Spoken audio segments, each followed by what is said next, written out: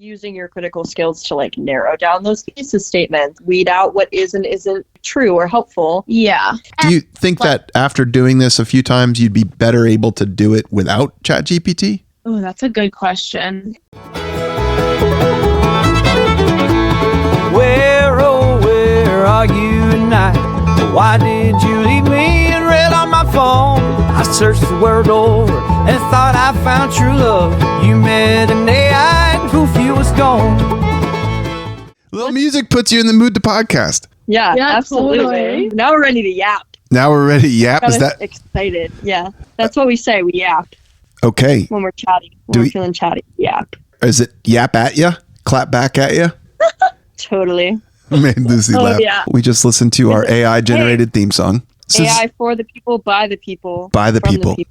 To the people. Like, what's this podcast about to you, Maryjane? There's this new thing that hit all of our lives in the last year or so, and now we think that artificial intelligence is running our world. I'm an undergraduate student, and it's kind of just, to me, like another fancier Google. Like, our entire lives, we were exposed to new technology after new technology. Like, we saw iPhones, iPads, smart TVs, voice-activated things, Siri, all of that happened. And so this doesn't feel like that much crazier to me in comparison to all of the other changes that happened during my life. Gotcha. So I feel like us talking about how we use it on a daily basis is like maybe interesting and helpful and historically relevant to sort of document what it feels like for a technology to change the way your life works. Because it would have been interesting to like document what it felt like when the first iPhone came out and how our lives were changing. Right. Yeah.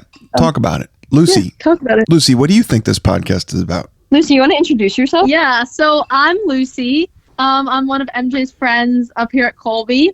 I'm from Hanover, New Hampshire. Yeah, I use AI pretty regularly, I would say. I think that I agree with everything that MJ said, except that I think it's pretty interesting in an academic context for sure. Yeah. Specifically because we have a lot of professors with a lot of different like takes on it. And so even like compared from last semester to this semester, I had a psych professor last semester who loved it and he thought it was great and he thought it was so helpful. And if you used it correctly, he really advised it and encouraged it. And then this semester I have a psych professor who is completely against it and like I think would like fail you if he found out that you were using it. Yeah. And so it's really interesting to navigate being an undergrad, given that, you know, our professors generally are an older generation than us, and have a variety of takes on it. Yeah, and the fact that professors are adapting at different rates to it. Like some of them are much more quick to accept that this is kind of the reality now and it's how we're going to be learning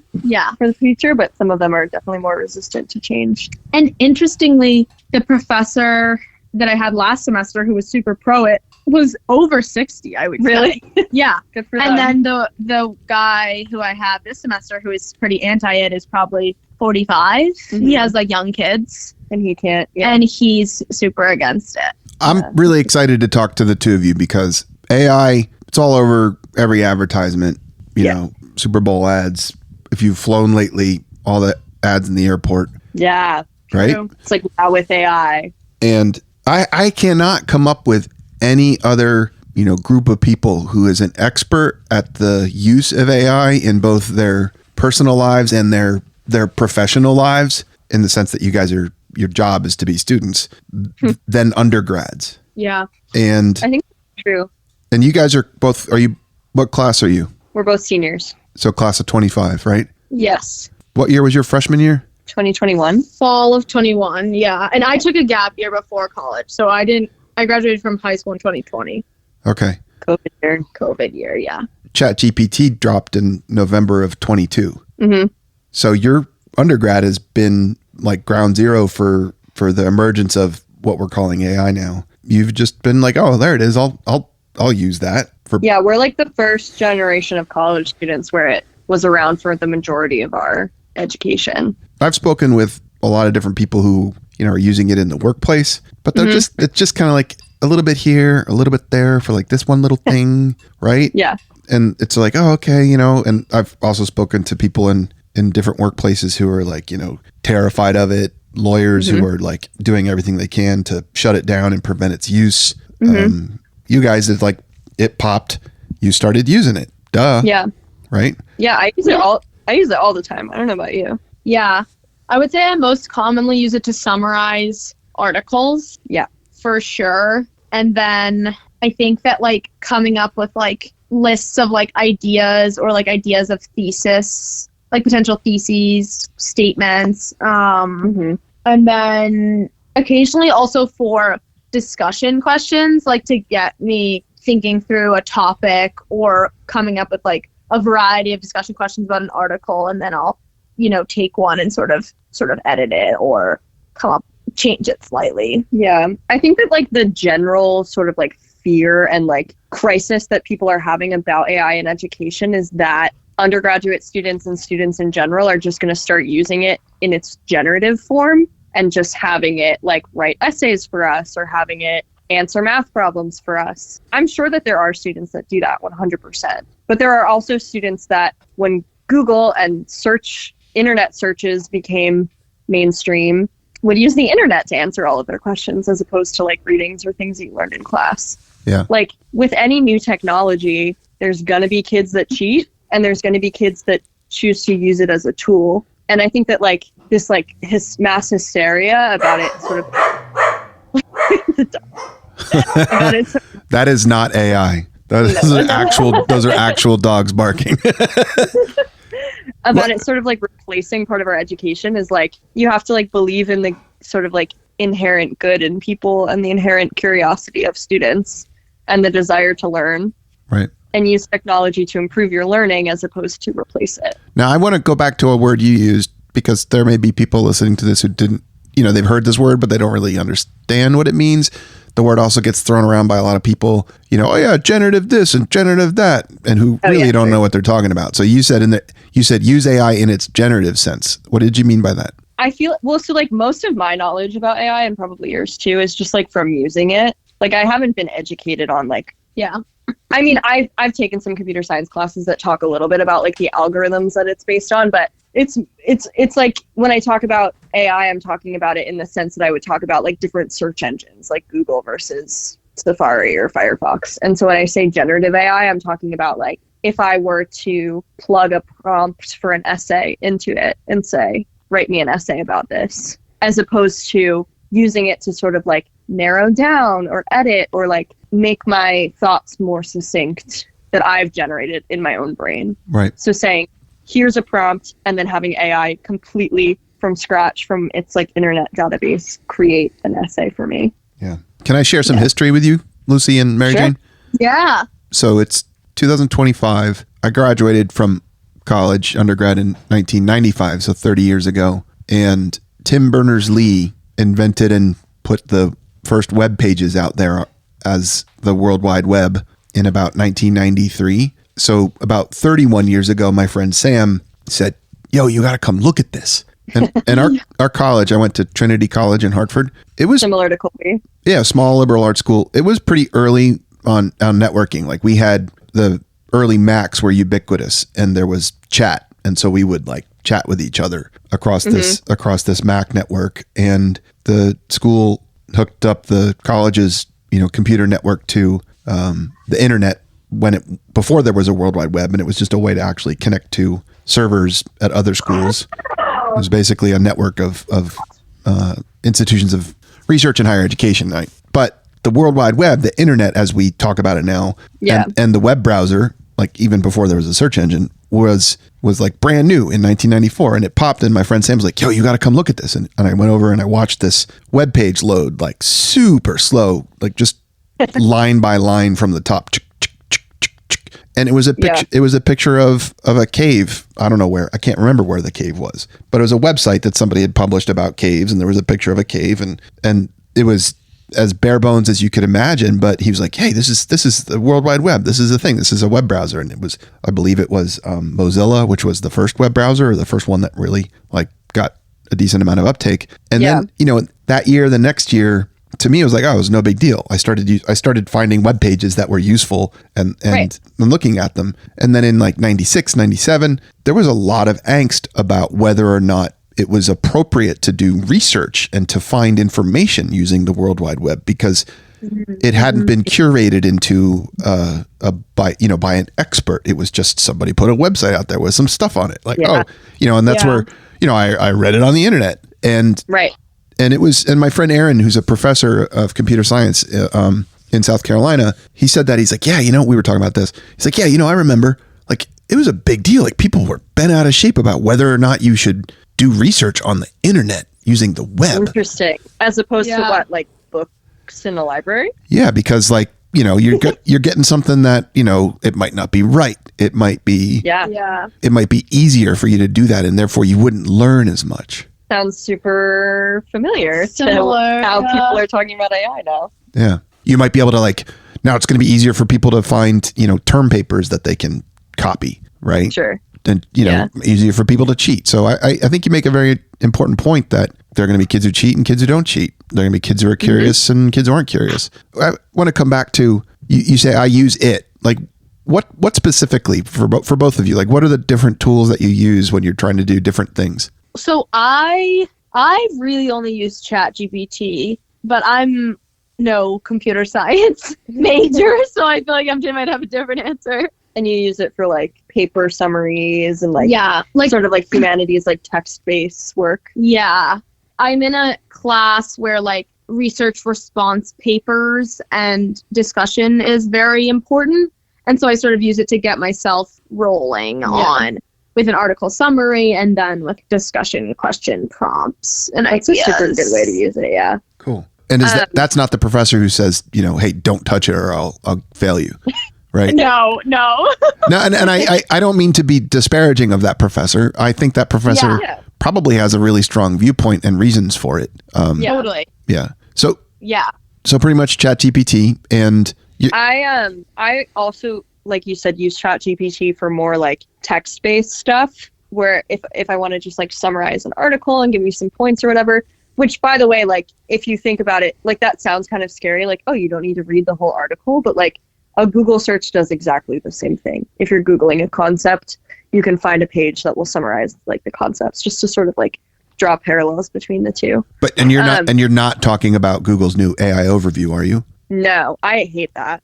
Why? Personally, I don't think it's accurate. I think it puts like, I think it's stupid. It gives you a little buzzword at the top that like at first glance you could be like, okay, there's my answer. But a lot of the times if you dig back, like if you really dig into it, it's giving you the wrong answer. It's using an unreliable source. And I think that it's like, I don't know, it's going to just pop up. But at the same time, before, Google would have like sort of a large, bold answer at the top. Yeah. From whatever the most used source was to answer a question. Maybe. So it's not really that. But I also sometimes the AI overview will like summarize like the top 2 articles or the top 3 articles or something, and they'll be saying different things, and it will just say all of the things that are conflicting with each other sometimes.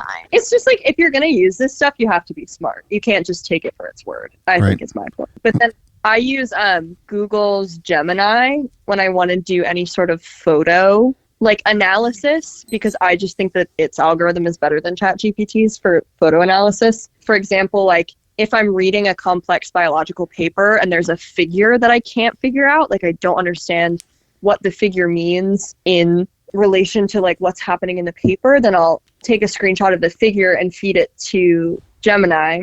And Gemini can sort of source other similar images from across the internet and tell me what the experiment was. For example, maybe it's like gel electrophoresis and what bands at certain points might indicate based on the text that is given in the figure legend.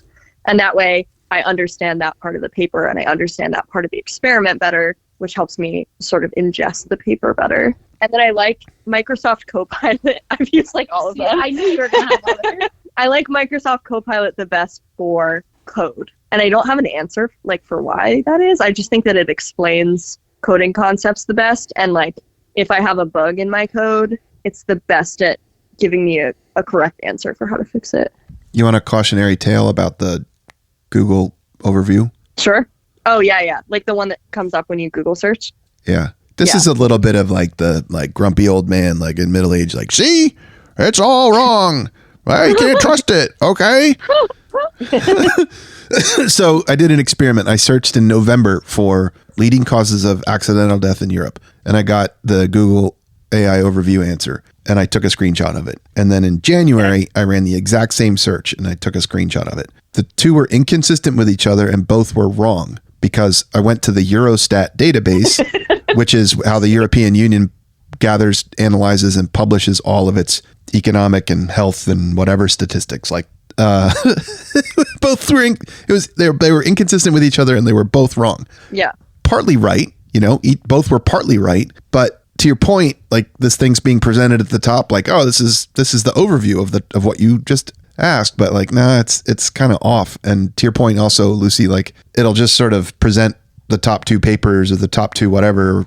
Who knows? Yeah, and who knows how Google is deciding what the top two are? Also, yeah. This is more like grumpy old man shaking my fist. You have to click show more, and then at the bottom in small font that's a different lighter color, it says, generative AI is experimental, but it doesn't even explain. It doesn't even explain what generative is, and then you can click and find more, and there's a bunch more information. And I'm gonna stop because I want to. My argument with all of that is this is exactly what you're talking about when internet searches became popular and people were like, "Oh, we're gonna get misleading information from the internet," right? Like anybody can post anything, and so you could find an article that's stating incorrect facts and maybe believe that they're true. It's the same thing with AI. Like it's getting its information from some published source that's out there. Yeah. So like, it's just not as smart as humans are at deciphering what accurate information is. And so it just comes down to the point where like, if you're doing a quick Google search to be like, how many people live in Pennsylvania out of curiosity? And it gives you a number. Sure, you can believe that maybe that's in the ballpark. But if you're doing legit research that you're going to write a paper on, that's when you want to be careful and not just listen to whatever the AI blurb gives you, right, and really find sources that you trust. Right. Lucy, could I come back to your use of it for these discussion questions and sort of thesis statement brainstorming? It sounds like it's almost an interactive process for you. Is there a lot of back and forth, and could you talk more about that? Yeah, totally. That's a good question. Let's sort of go in like a paper writing, like thesis direction. So I think that it's helpful to be like, okay, I know that I'm going to write my paper on, say, these two articles, or I'm basing my paper mainly off of these 2 or 3 articles. I can have it summarize them, right? And then be like, come up with 3 or 4 thesis statement options for a paper that has this prompt, and paste in the prompt, from the professor. And it will shoot back at me like whatever, how ballpark of what I asked for. And then I will be like, okay, so I like number 3.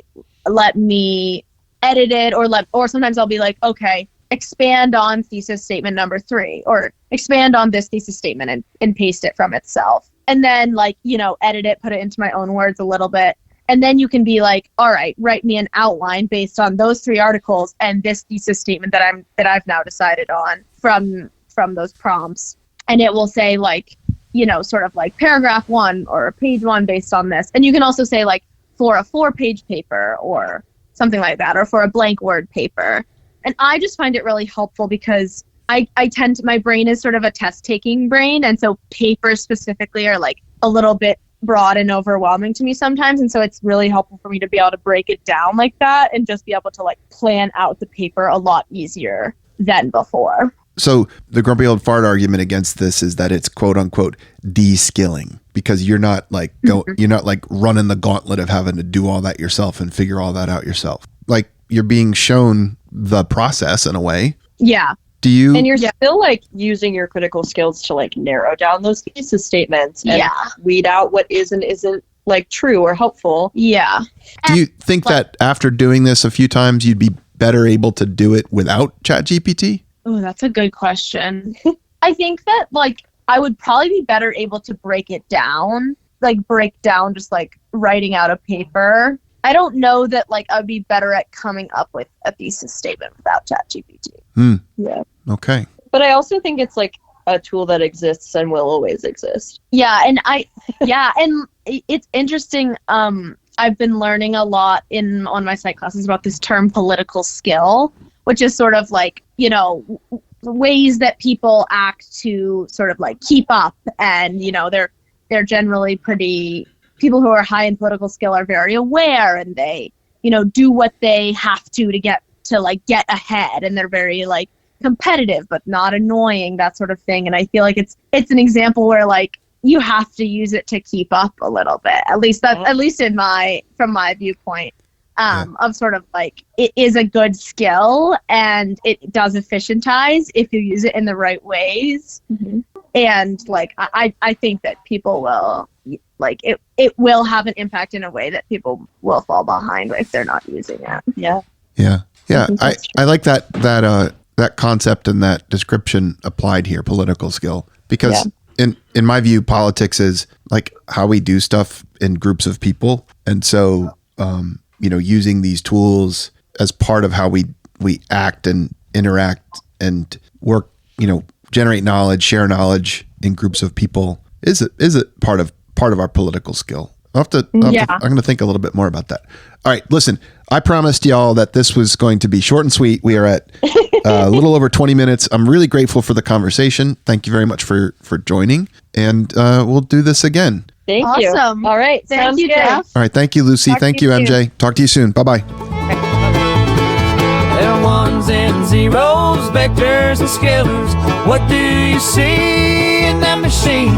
I gave you my heart, my warmth, and Snapchat. You chose a robot, now I'm alone. Hey there. We want to help all of us navigate AI together. We'd love to share stories of AI in your life. Please email us at aiforthepeeps@gmail.com. That's the letters AI, the number 4, the peeps, PEEPS, @gmail.com. aiforthepeeps@gmail.com. We do this as a simple call-in, so all you need is a phone. Okay, you can stop listening unless you want more background on this deal. Still here? I'm the recently former Chief Research Informatics Officer at the Children's Hospital of Philadelphia. Former because I gave myself a sabbatical to write a book to help people understand and use AI. MJ and I created this podcast because in the process of writing the book, I speak with everyone I can about how they do or don't use AI. Without fail, the most creative, grounded, eyes wide open, and practical people are today's undergraduate students. The class of 2025 and the next 5 graduating classes are entering a rapidly changing workplace. The changes are mostly controlled by people like me, middle-aged and rapidly calcifying. We have no natural context for AI, only what commercial interests feed us. MJ and I want to give voice to the first generation who will live and work in an AI world, whose prospects for making a living and raising a family are much different than mine were, for better and worse. We'll continue to invite students and recent graduates to share their stories. We'll also invite others who are adapting, taking advantage of, and being adversely affected by AI. The book I'm writing is called You Teach the Machines. I'm a first-time author, so I'm learning this as I go. It's currently drafted and under revision, and I hope to publish this spring. Again, thank you so much for listening, and please get in touch.